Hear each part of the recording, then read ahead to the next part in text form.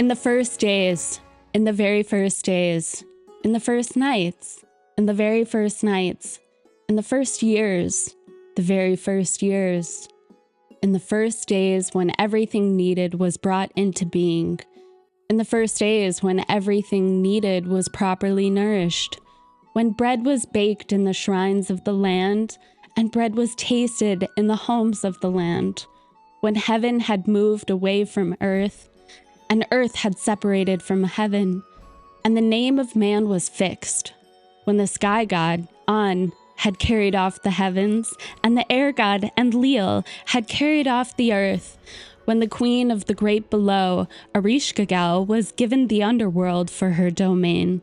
He set sail, the father set sail, Enki, the god of wisdom, set sail for the underworld.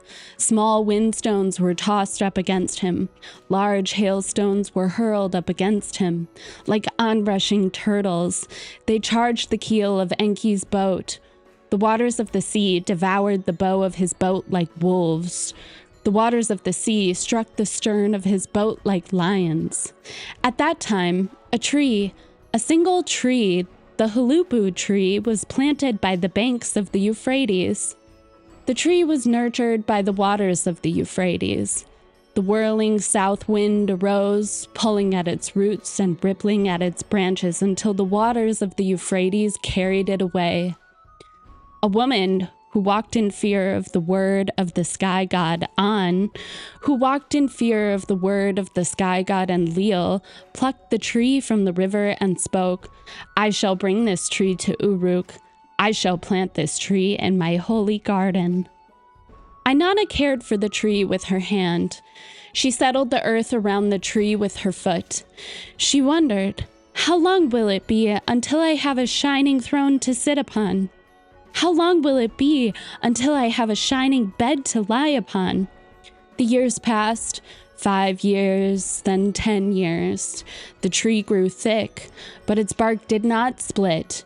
Then a serpent, who could not be charmed, made its nest in the roots of the Huluppu-Tree.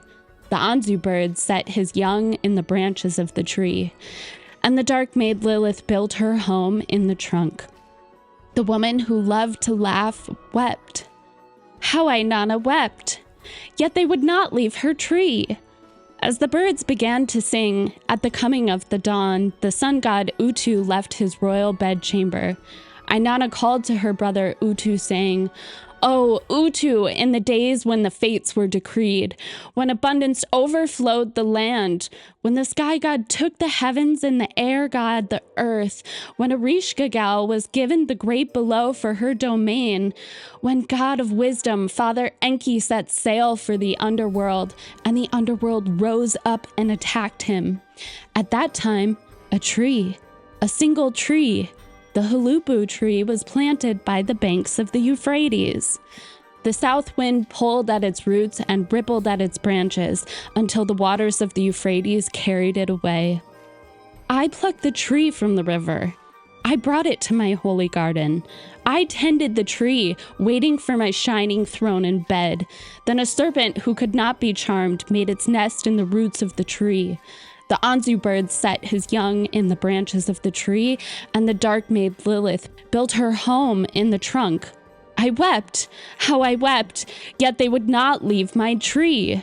Utu, the valiant warrior Utu, would not help his sister Inanna. As the birds began to sing at the coming of the second dawn, Inanna called to her brother Gilgamesh, saying, "O Gilgamesh, in the days when the fates were decreed, when abundance overflowed in Sumer, when the sky god had taken the heavens and the air god the earth, when Erishkigal was given the great below for her domain, when the god of wisdom, Father Enki, set sail for the underworld, and the underworld rose up and attacked him. At that time, a single tree, the Huluppu-Tree, was planted by the banks of the Euphrates. The south wind pulled at its roots and ripped at its branches until the waters of the Euphrates carried it away. I plucked the tree from the river. I brought it to my holy garden. I tended the tree, waiting for my shining throne and bed. Then a serpent who could not be charmed made its nest in the roots of the tree. The Anzu bird set his young in the branches of the tree, and the dark-maid Lilith built her home in the trunk. I wept, how I wept, yet they would not leave my tree. Gilgamesh, the valiant warrior Gilgamesh, the hero of Uruk, stood by Inanna. Gilgamesh fastened his armor of 50 minas around his chest. The 50 minas weighed as little to him as 50 feathers. He lifted his bronze axe, the axe of the road, weighing 7 talents and 7 minas to his shoulder. He entered Inanna's holy garden. Gilgamesh struck the serpent who could not be charmed. The Anzu bird flew with his young to the mountains, and Lilith smashed her throne and fled to the wild, uninhabited places. Gilgamesh then loosened the roots of the Huluppu-Tree, and the sons of the city who accompanied him cut off the branches. From the trunk of the tree he carved a throne for his holy sister. From the trunk of the tree, Gilgamesh carved a bed for Inanna. From the roots of the tree she fashioned a puku for her brother.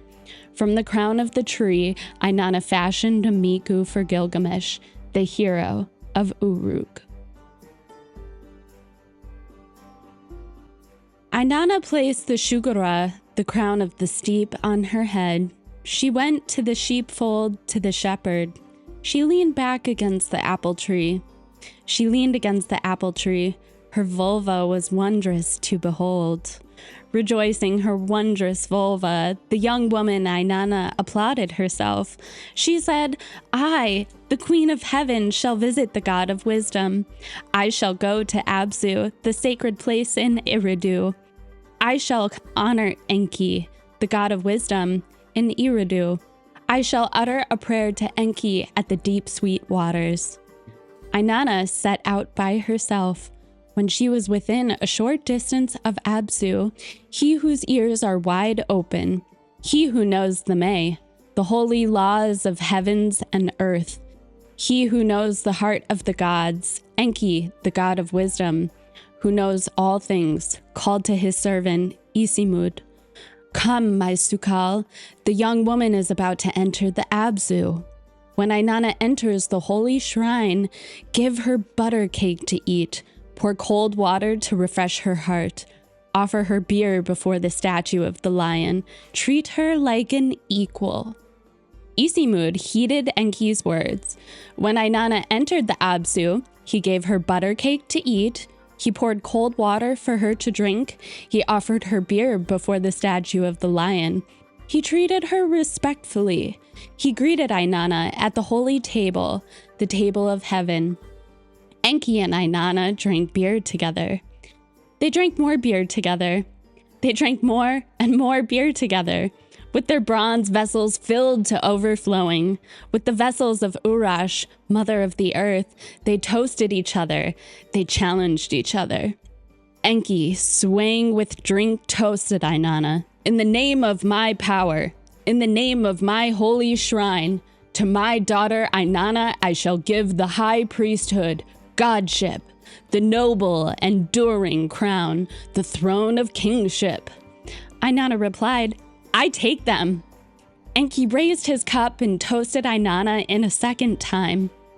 In the name of my power, in the name of my holy shrine, to my daughter Inanna I shall give truth, descent into the underworld, ascent from the underworld, the art of love-making, the kissing of the phallus.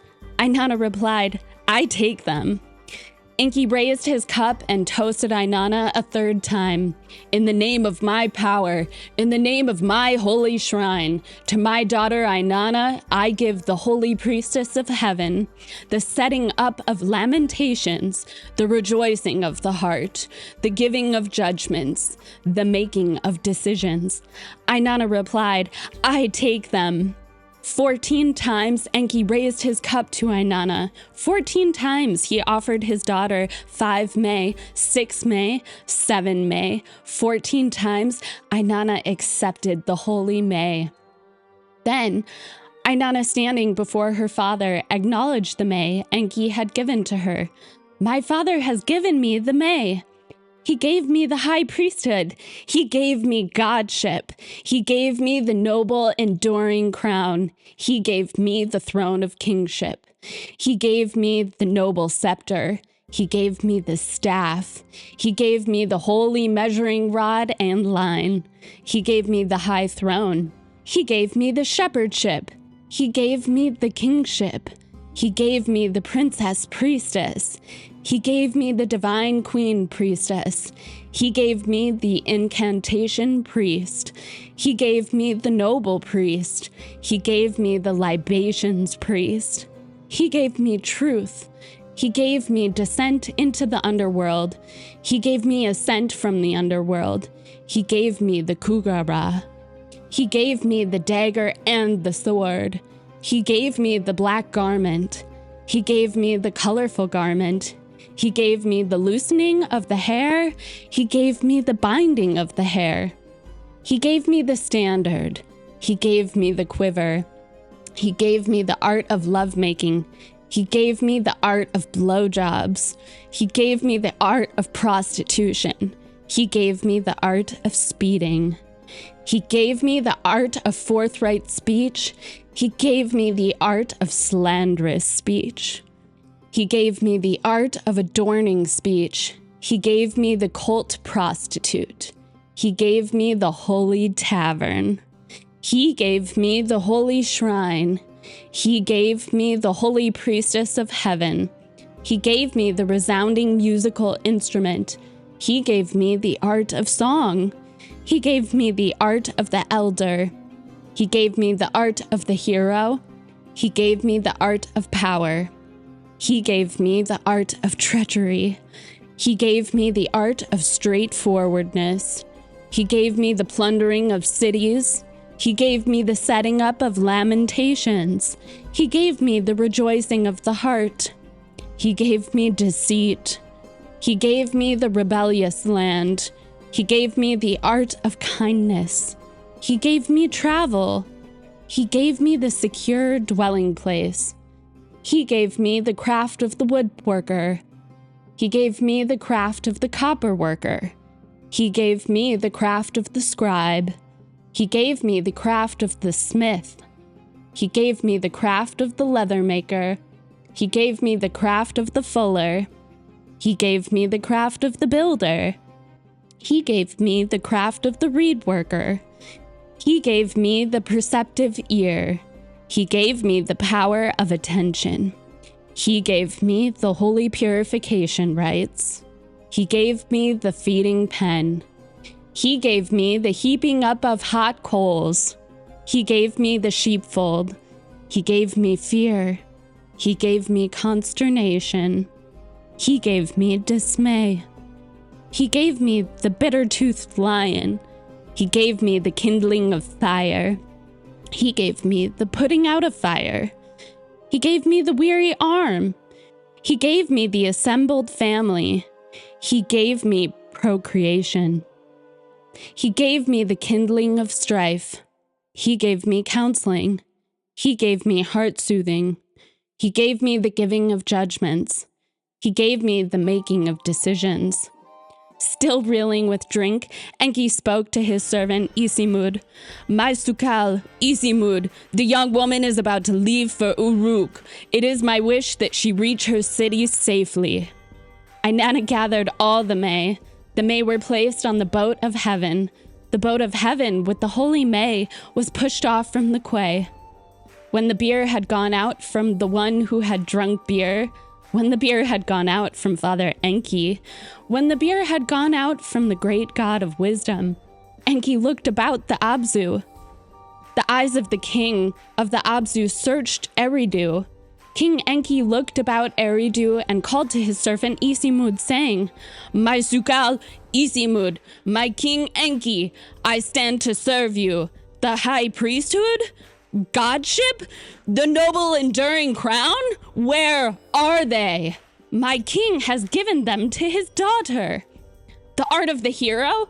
The art of power? Treachery? Deceit? Where are they? My king has given them to his daughter. The perceptive ear? The power of attention? The making of decisions? Where are they? My king has given them to his daughter. 14 times Enki questioned his servant Isimud. 14 times Isimud answered, saying, my king has given them to his daughter. My king has given all the May to his daughter Inanna. Then Enki spoke, saying, Isimud, the boat of heaven with the holy May, where is it now? The boat of heaven is 1 quay away from Eridu. Go, take the Inkum creatures, let them bring the boat of heaven back to Eridu. Isimud spoke to Inanna. My queen, your father has sent me to you. Your father's words are of state. They may not be disobeyed. Inanna answered, what has my father said? What has Enki added? What are his words of state that may not be disobeyed? Isimud spoke, my king has said, let Inanna proceed to Uruk. Bring me the boat of heaven with the holy May back to Eridu. Inanna cried, my father has changed his word to me? He has violated his pledge, broken his promise. Deceitfully, my father spoke to me. Deceitfully, he cried. In the name of my power, in the name of my holy shrine, deceitfully, he sent you to me? Scarcely Inanna spoken these words when the wild-haired Inkum creatures seized the boat of heaven. Inanna called to her servant, Ninshubar, saying, come, Ninshubar, once you were queen of the east, now you are faithfully servant of the holy shrine of Uruk. Water has not touched your hand, water has not touched your foot. My Sukal, who gives me wise advice, my warrior who fights by my side, saved the boat of heaven with the holy May. Ninshubar sliced the air with her hand. She uttered an earth-shattering cry. The Inkum creatures were sent hurtling back to Eridu. Then Enki called to his servant Isimud a second time, saying, my Sukal Isimud, my king Enki, I stand to serve you. Where is the boat of my heaven now? It is 2 quays away from Eridu. Go. Take the 50 Uru giants, let them carry off the boat of heaven. The 50 flying Uru giants seized the boat of heaven, but Ninshubar rescued the boat for Inanna. Enki called to his servant Isimud a third time, saying, my Sukal Isimud, my king Enki, I stand to serve you. Where is the boat of heaven now? It has just arrived at Duma. Quickly, take the 50 Lahama monsters, let them carry off the boat of heaven. The 50 Lahama sea monsters seized the boat of heaven, but Ninshubar rescued the boat for Inanna. A fourth time, Enki sent the sound-piercing Kugara. A fifth time, Enki sent the Inunun. But each time, Ninshubar rescued the boat for Inanna. Enki called to his servant Isamud a sixth time, saying, my Sukal Isamud, my king Enki, I stand to serve you. Where is the boat of heaven now? It is about to enter Uruk. Quickly, take the watchmen of the Iturungal canal. Let them carry off the boat of heaven. Isamud and the watchmen seized the boat of heaven, but Ninshubar rescued the boat for Inanna. Then Ninshubar spoke to Inanna, my queen, when the boat of heaven enters the Nigula gate of Uruk, let high water flow in our city. Let the deep-going boats sail swiftly through our canals. Inanna answered Ninshubar, on the day the boat of heaven enters the Nigula gate of Uruk, let high water sweep over the streets. Let high water flow over the paths. Let the old men give counsel. Let the old women offer heart-soothing. Let the young men show the light of their weapons. Let the little children laugh and sing. Let all of Uruk be festive. Let the high priest greet the boat of heaven with song. Let him utter great prayers. Let the king slaughter oxen and sheep. Let him pour beer out of his cup. Let the drum and the tambourine resound. Let the sweet tigi music be played. Let all the lands proclaim my noble name. Let my people sing my praises. And so it was. On the day the boat of heaven entered the Nagula gate of Uruk, high water swept over the streets. High water flowed over the paths. The boat of heaven docked at the holy house of Inanna. Then Enki called to his servant Isimud a 7th time, saying, My Sukal, Isimud, my king, Enki, I stand to serve you. Where's the boat of heaven now? The boat of heaven is at the White Quay. Go, she has aroused wonder there. The queen has aroused wonder at the White Quay. Inanna has aroused wonder at the White Quay for the boat of heaven. The holy May were being unloaded. As the May which Inanna had received from Enki were unloaded, they were announced and presented to the people of Sumer. Then more May had appeared, more May than Enki had given Inanna, and these two were announced, and these two were presented to the people of Uruk. Inanna brought the May.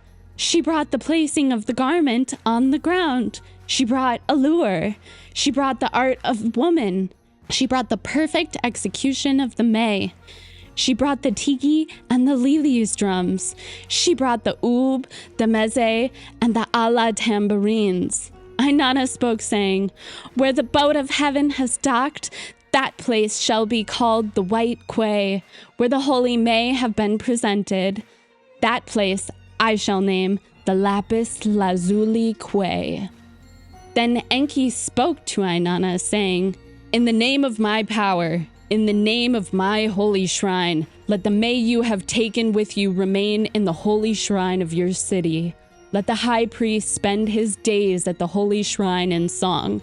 Let the citizens of your city prosper. Let the children of Uruk rejoice. Let the people of Uruk are allies of the people of Eridu. Let the city of Uruk be restored to its great place.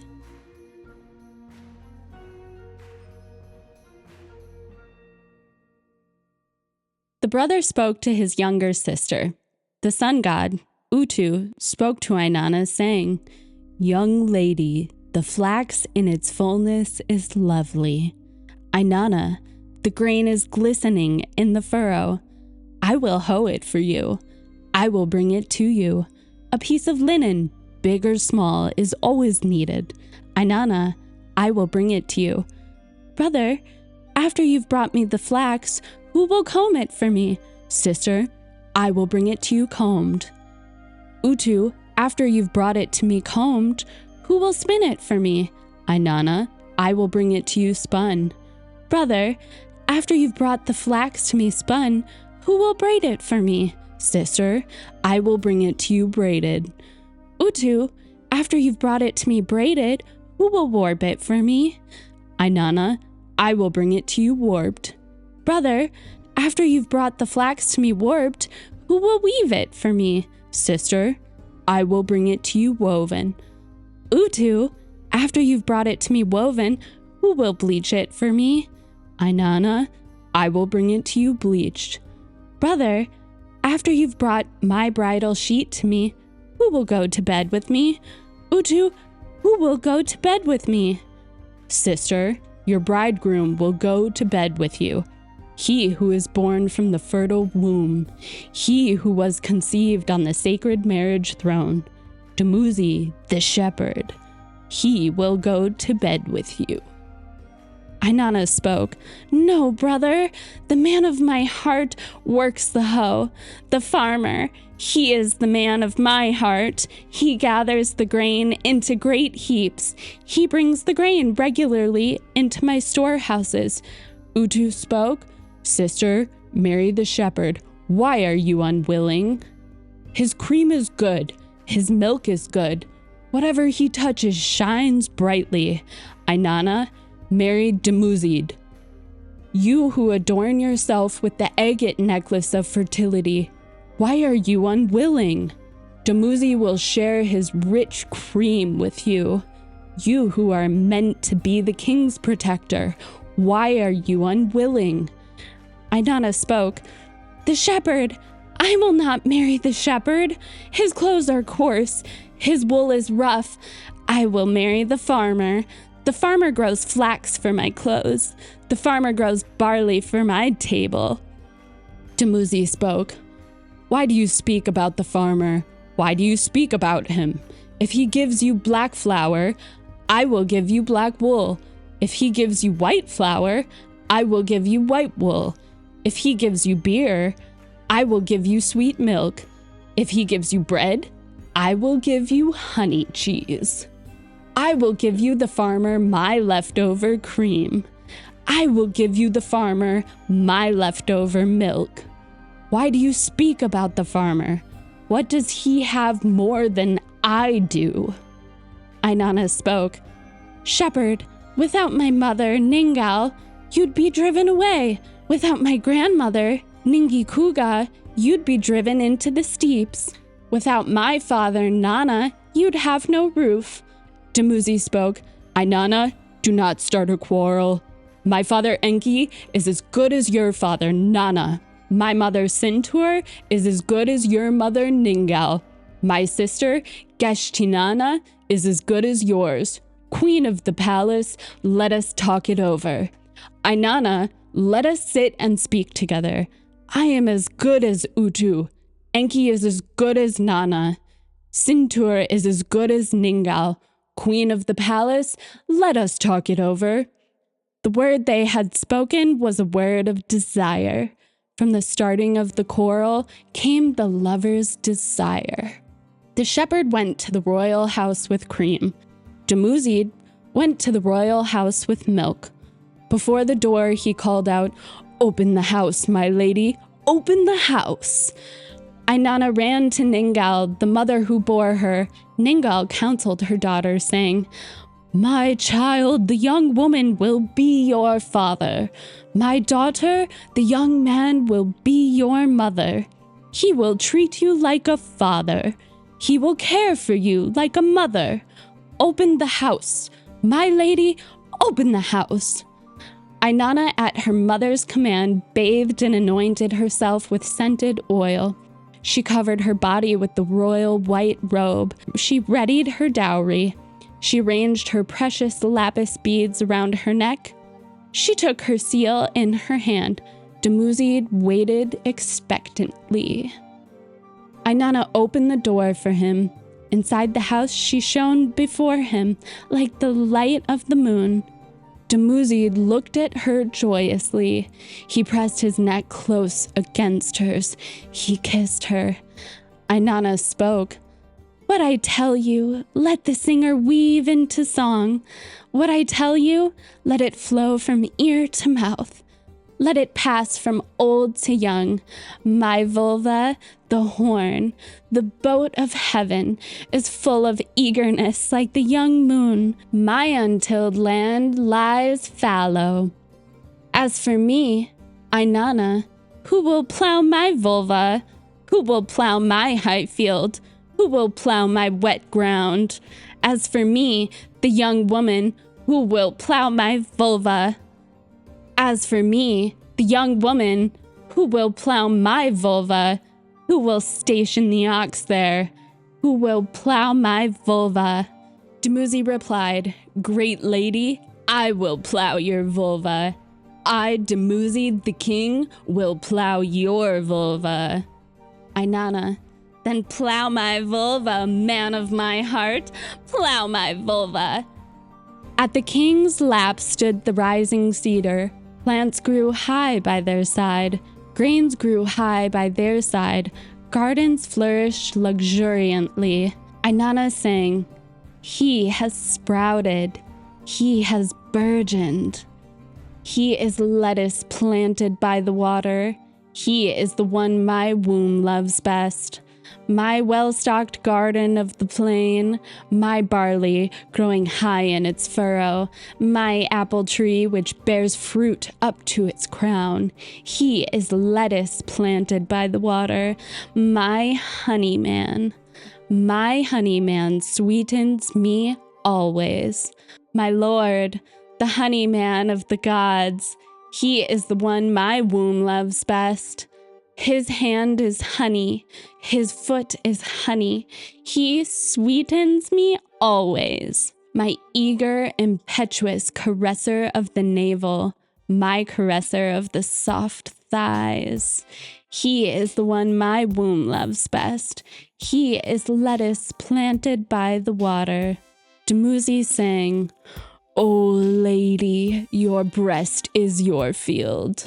Inanna, your breast is your field. Your broad field pours out plants. Your broad field pours out grain. Water flows from on high for your servant. Bread flows from on high for your servant. Pour it out for me, Inanna. I will drink all you offer."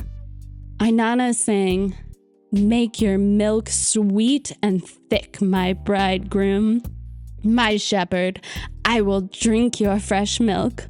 Wild bull Dumuzi, make your sweet milk sweet and thick. I will drink your fresh milk. Let the milk of the goat flow in my sheepfold. Fill my holy churn with honey cheese. Lord Dumuzi, I will drink your fresh milk. My husband, I will guard my sheepfold for you. I will watch over your house of life, the storehouse, the shining, quivering place which delights Sumer, the house which decides the fates of the land, the house which gives the breath of life to the people.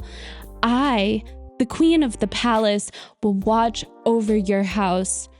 Dumuzi spoke, "My sister, I would go with you to my garden. Inanna, I would go with you to my garden. I would go with you to my orchard. I would go with you to my apple tree. There I would plant the sweet, honey-covered seed." Inanna spoke, "He brought me into his garden. My brother Dumuzi brought me into his garden. I strolled with him among the standing trees. I stood with him among the fallen trees. By an apple tree I knelt, as is proper. Before my brother coming in song, who rose to me out of the poplar leaves, who came to me in the midday heat, before my lord Dumuzi, I poured out plants from my womb. I placed plants before him. I poured out plants before him. I placed grain before him. I poured out grain before him. I poured out grain from my womb. Last night, as I, the queen, was shining bright.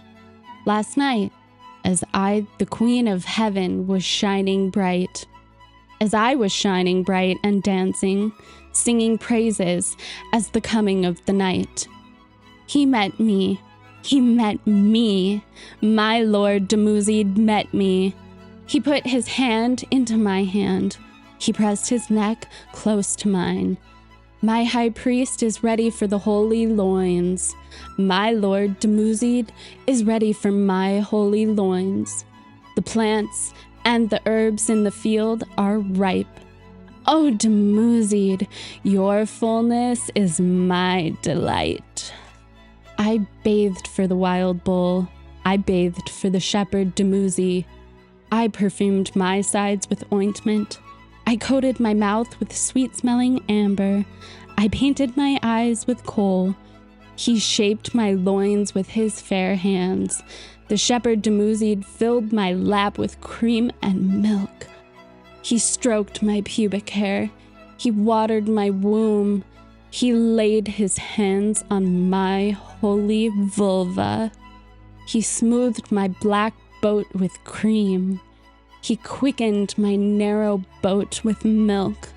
He caressed me on the bed. Now, I will caress my high priest on the bed. I will caress the faithful shepherd Dumuzi. I will caress his loins, the shepherdship of the land. I will decree a sweet fate for him. The queen of heaven, the heroic woman, greater than her mother, who was presented the May by Enki. Inanna, the first daughter of the moon, decreed the fate of Dumuzi. In battle, I am your leader. In combat, I am your armor bearer. In the assembly, I am your advocate. On the campaign, I am your inspiration. You, the chosen shepherd of the holy shrine. You, the king, the faithful provider of Uruk. You, the light of An's great shine.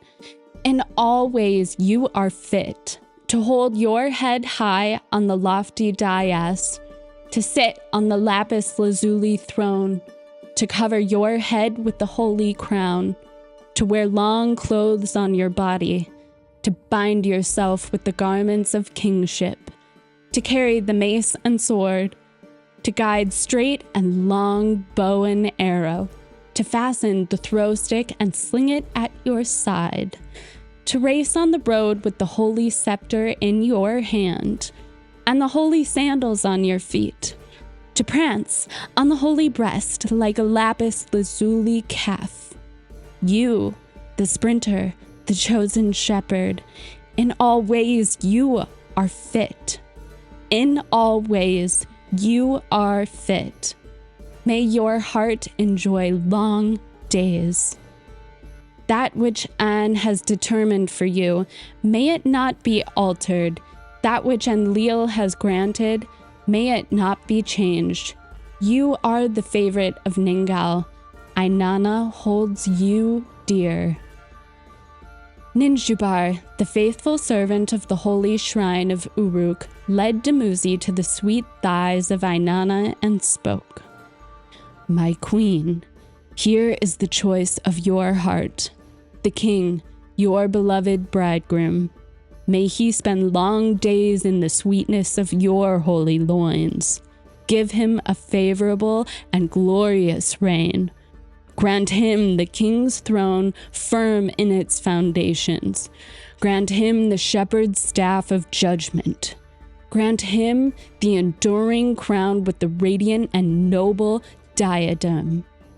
From where the sun rises to where the sun sets, from south to north, from the upper sea to the lower sea, from the land of the Huluppu-Tree to the land of the cedar, let his shepherd's staff protect all of Sumer and Akkad. As the farmer, let him make the fields fertile. As the shepherd, let him make the sheepfolds multiply. Under his reign, let there be vegetation. Under his reign, let there be rich grain. In the marshland, may the fish and the birds chatter. In the canebrake, may the young and the old reeds grow high. In the steep, may the mashgar trees grow high. In the forests, may the deer and the wild goats multiply. In the orchards, may there be honey and wine. In the gardens, may the lettuce and the cress grow high. In the palace, may there be long life. May there be floodwater in the Tigris and Euphrates. May the plants grow high on their banks and fill the meadows. May the lady of vegetation pile the grain in heaps and mounds. O my queen of heaven and earth, queen of all the universe, may he enjoy long days in the sweetness of your holy loins. The king went with lifted head to the holy loins. He went with lifted head to the loins of Inanna. He went to the queen and lifted head. He opened wide his arms to the holy priestess of heaven. Inanna spoke. My beloved, the delight of my eyes met me. We rejoiced together. He took pleasure of me. He brought me into his house. He laid me down on fragrant honey bed. My sweet love, lying by my heart, tongue playing one by one, my fair Dumuzi did so 50 times. Now my sweet love is sated. Now he says, set me free, my sister, set me free. You will be the little daughter to my father. Come, my beloved sister, I would go to the palace. Set me free. Inanna spoke. My blossom bear, your allure was sweet. My blossom bear in the apple orchard, the bear of fruit in the apple orchard, Dumuzi abudzu, your allure was sweet. My fearless one, my holy statue, my statue outfitted with sword and lapis lazuli diadem, how sweet was your allure.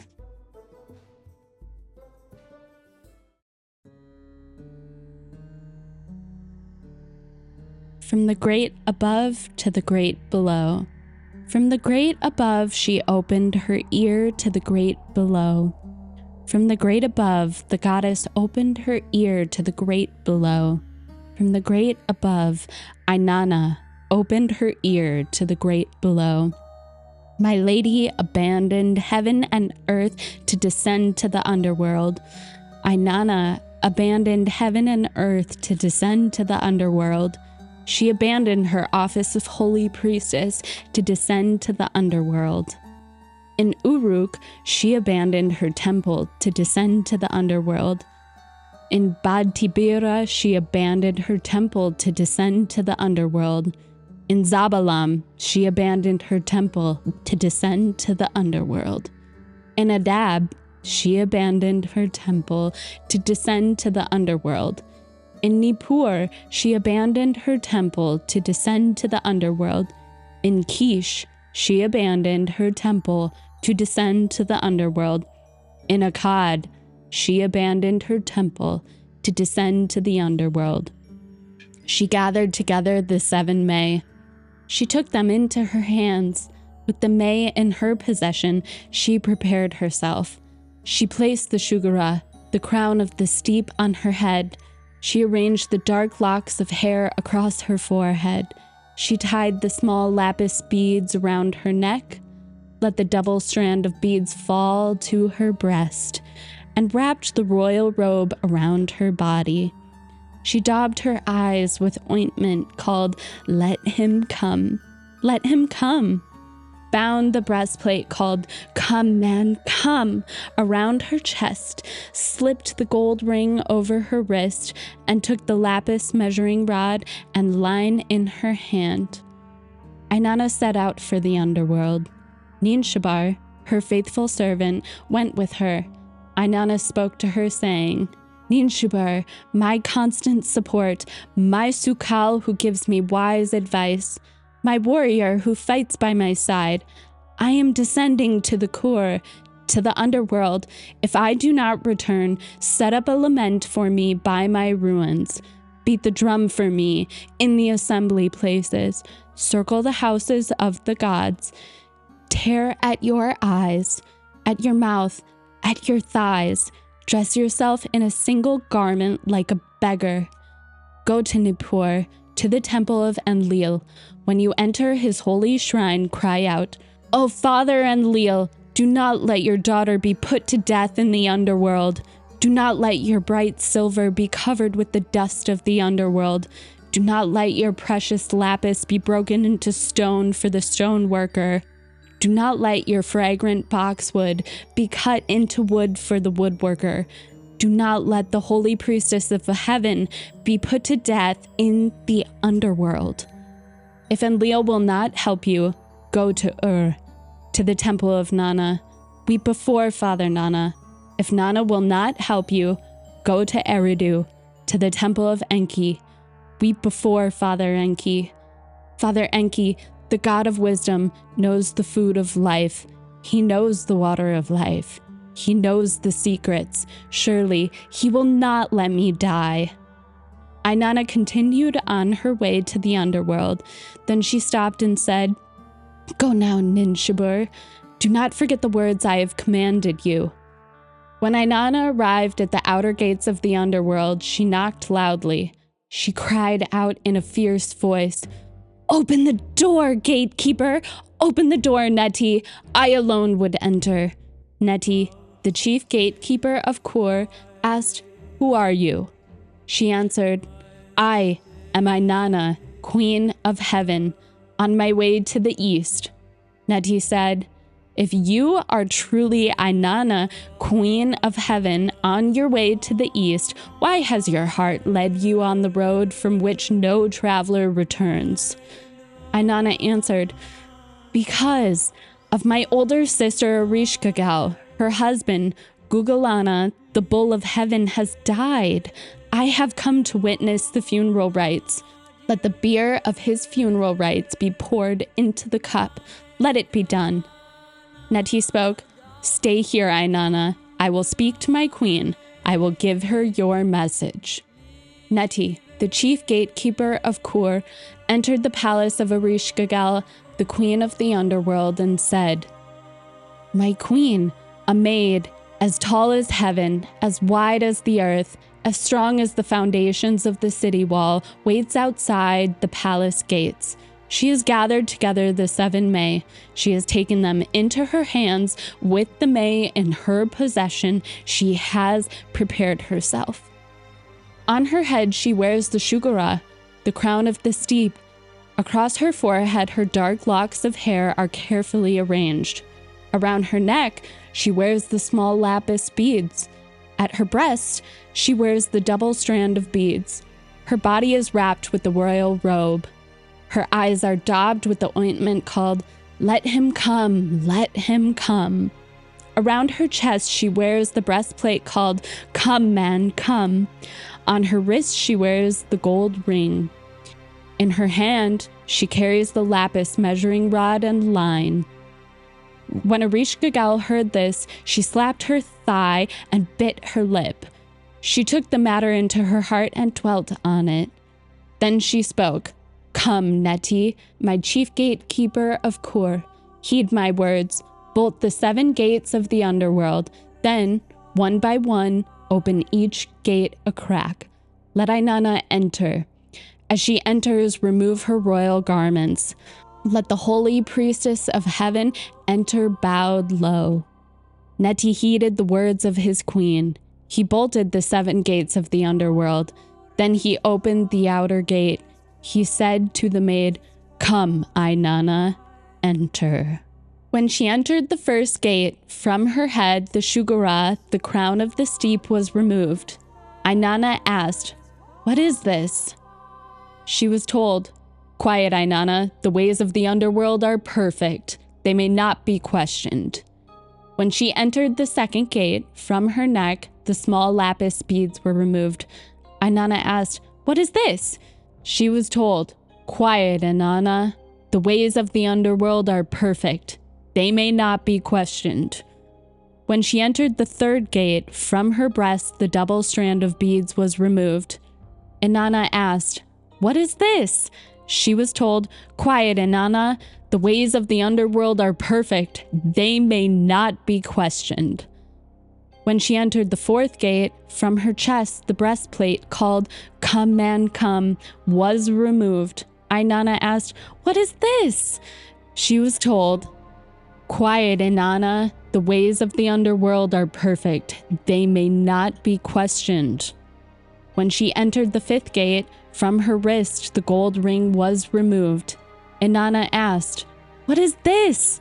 She was told, "Quiet, Inanna, the ways of the underworld are perfect. They may not be questioned." When she entered the sixth gate, from her hand the lapis measuring rod and line was removed.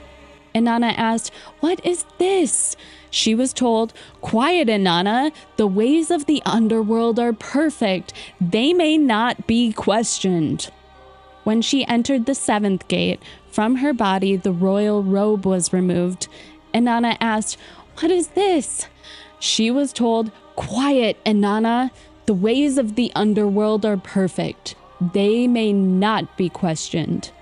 Naked and bowed low, Inanna entered the throne room. Erishkigal rose from her throne. Inanna started toward the throne. The Anuna, the judges of the underworld, surrounded her.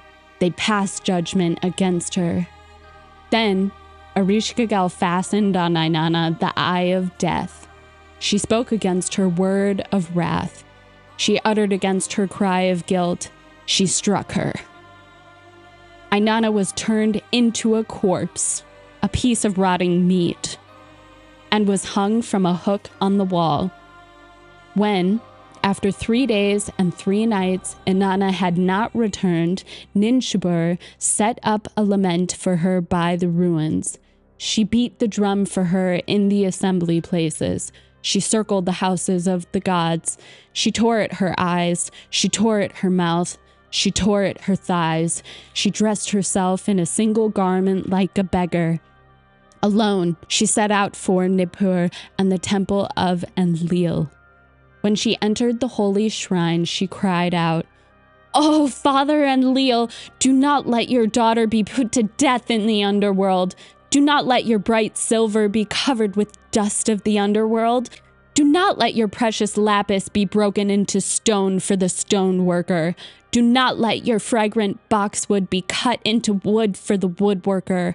Do not let the holy priestess of the heaven be put to death in the underworld." Father Enlil answered angrily, "My daughter craved the great above. Inanna craved the great below. She who receives the May of the underworld does not return. She who goes to the dark city stays there." Father Enlil would not help. Ninshubur went to the Ur and the temple of Nana. When she entered the holy shrine, she cried out, "Oh, Father Nana, do not let your daughter be put to death in the underworld. Do not let your bright silver be covered with the dust of the underworld. Do not let your precious lapis be broken into stone for the stoneworker. Do not let your fragrant boxwood be cut into wood for the woodworker. Do not let the holy priestess of heaven be put to death in the underworld." Father Nana answered angrily, "My daughter craved the great above. Inanna craved the great below. She who receives the May of the underworld does not return. She who goes to the dark city stays there." Father Nana would not help. Ninshubur went to the Eridu and the temple of Enki. When she entered the holy shrine, she cried out, "Oh, Father Enki, do not let your daughter be put to death in the underworld. Do not let your bright silver be covered with the dust of the underworld. Do not let your precious lapis be broken into the stone for the stoneworker. Do not let your fragrant boxwood be cut into wood for the woodworker. Do not let the holy priestess of heaven be put to death in the underworld." Father Enki said, "What has happened? What has my daughter done? Inanna, queen of all the lands, holy priestess of heaven, what has happened? I am troubled. I am grieved." From under his fingernail, Father Enki brought forth dirt. He fashioned the dirt into a kugara, a creature neither male nor female. From under the fingernail of his other hand, he brought forth dirt. He fashioned the dirt into a galatur, a creature neither male nor female. He gave the food of life to the kugara. He gave the water of life to the galatur. And he spoke to the kugara and the galatur, saying, "Go to the underworld, enter the door like flies. Arishgagal, the queen of the underworld, is moaning with cries of a woman about to give birth. No linen is spread over her body. Her breasts are uncovered. Her hair swirls about her head like leeks. When she cries, 'Oh, oh, my inside,' cry also, 'Oh, oh, your inside.' When she cries, 'Oh, oh, my outside,' cry also, 'Oh, oh, your outside.' The queen will be pleased. She will offer you a gift. Ask her only for the corpse that hangs from the hook on the wall. One of you will sprinkle the food of life on it. The other will sprinkle the water of life, and Nana will rise." The kugara and the galatur heeded Enki's words. They set out for the underworld. Like flies, they entered the throne room of the queen of the underworld. No linen was spread over the body. Her breasts were uncovered. Her hair swirled around her head like leeks. Arishgagal was moaning, "Oh, oh, my inside." They moaned, "Oh, oh, your inside." She moaned, "Oh, oh, my outside." They moaned, "Oh, oh, your outside." She groaned, "Oh, oh, my belly." They groaned, "Oh, oh, your belly." She groaned, "Oh, oh, my back." They groaned, "Oh, oh, your back." She sighed, "Ah, ah, my heart." They sighed, "Ah, ah, your heart." She sighed, "Ah, ah, my liver." They sighed, "Ah, ah, your liver." Arishgagal stopped. She looked at them. She asked, "Who are you, moaning, groaning, sighing with me? If you are gods, I will bless you. If you are mortals, I will give you a gift. I will give you the water gift, the river in its fullness." The Kugara and the Galatur answered, "We do not wish it." Arishgagal said, "I will give you the grain gift, the fields in harvest." The Kugara and the Galatur said, "We do not wish it." Arishgagal said, "Speak then, what do you wish?" They answered, "We wish only the corpse that hangs from the hook on the wall." Arishgagal said, "The corpse belongs to Inanna." They said, "Whether it belongs to our queen, whether it belongs to our king, that is what we wish." The corpse was given to them. The Kugara sprinkled the food of life on the corpse. The Galatur sprinkled the water of life on the corpse. Inanna arose. Inanna was about to ascend from the underworld when the Anunnaki, the judges of the underworld, seized her. They said, "No one ascends from the underworld unmarked. If Inanna wishes to return from the underworld, she must provide someone in her place." As Inanna ascended from the underworld, the Gala, the demons of the underworld, clung to her side. The Gala were demons who know no food, who know no drink, who eat no offerings, who drink no libations, who accept no gifts. They enjoy no lovemaking. They have no sweet children to kiss. They tear the wife from the husband's arms. They tear the child from the father's knees. They steal the bride from her marriage home. The demons clung to Inanna. The small Gala who accompanied Inanna were like reeds the size of low picket fences. The large Gala who accompanied Inanna were like reeds the size of high picket fences. The one who walked in front of Inanna was not a minister, yet he carried a scepter. The one who walked behind her was not a warrior, yet he carried a mace. Ninshubur, dressed in a soiled sackcloth, waited outside the palace gates. When she saw Inanna surrounded by the Gala, she threw herself in the dust at Inanna's feet. The Gala said, "Walk on, Inanna. We will take Ninshubur in your place." Inanna cried, "No, Ninshubur is my constant support. She is my Sukal who gives me wise advice. She is my warrior who fights by my side. She did not forget my words. She set up a lament for me by my ruins. She beat the drum for me at the assembly places. She circled the houses of the gods.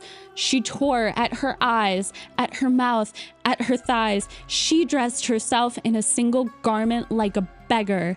Alone, she set out for Nippur and the temple of Enlil. She sent to the Ur and the temple of Nana. She went to Eridu and the temple of Enki. Because of her, my life was saved. I will never give Ninshubur to you." The Gala said, "Walk on, Inanna. We will accompany you to Uma." In Uma, at the holy shrine, Shera, the son of Inanna, was dressed in a soiled sackcloth. When he saw Inanna surrounded by the Gala, he threw himself in the dust at her feet. The Gala said, "Walk on to your city, Inanna. We will take Shara in your place." Inanna cried, "No, not Shara. He is my son who sings hymns to me. He is my son who cuts my nails and smooths my hair. I will never give Shara to you." The Gala said, "Walk on, Inanna. We will accompany you to Bad Tibira." In Bad Tibira, at the holy shrine, Lulal, the son of Inanna, was dressed in a soiled sackcloth. When he saw Inanna surrounded by the Gala, he threw himself in the dust at her feet. The Gala said, "Walk on to your city, Inanna. We will take Lulal in your place." Inanna cried, "Not Lulal. He is my son. He is a leader among men. He is my right arm. He is my left arm. I will never give Lulal to you." The Gala said, "Walk on to your city, Inanna. We will go with you to the big apple tree in Uruk." In Uruk, by the big apple tree, Dumuzi, the husband of Inanna, was dressed in his shining May garments. He sat on his magnificent throne. He did not move. The Gala seized him by his thighs. They poured milk out of his 7 churns. They broke the reed pipe which the shepherd was playing. Inanna fastened on Dumuzi the eye of death. She spoke against him the word of wrath. She uttered against him the cry of guilt. "Take him! Take Dumuzi away!" The Gala, who know no food, who know no drink, who eat no offerings, who drink no libations, who accept no gifts, seized Dumuzi. They made him stand up. They made him sit down. They beat the husband of Inanna. They gashed him with axes. Dumuzi let out a wail. He raised his hands to the heaven, to Utu, the god of justice, and beseeched him. "O Utu, you are my brother-in-law. I am the husband of your sister. I brought cream to your mother's house. I brought milk to Ningal's house. I am the one who carried food to the holy shrine. I am the one who brought wedding gifts to Uruk. I am the one who danced on the holy knees, the knees of Inanna. Utu, you who are a just God, a merciful God, change my hands into the hands of a snake. Change my feet into the feet of a snake. Let me escape from my demons. Do not let them hold me." The merciful Utu accepted Dumuzi's tears. He changed the hands of Dumuzi into snake hands. He changed the feet of Dumuzi into snake feet. Dumuzi escaped from his demons. They could not hold him.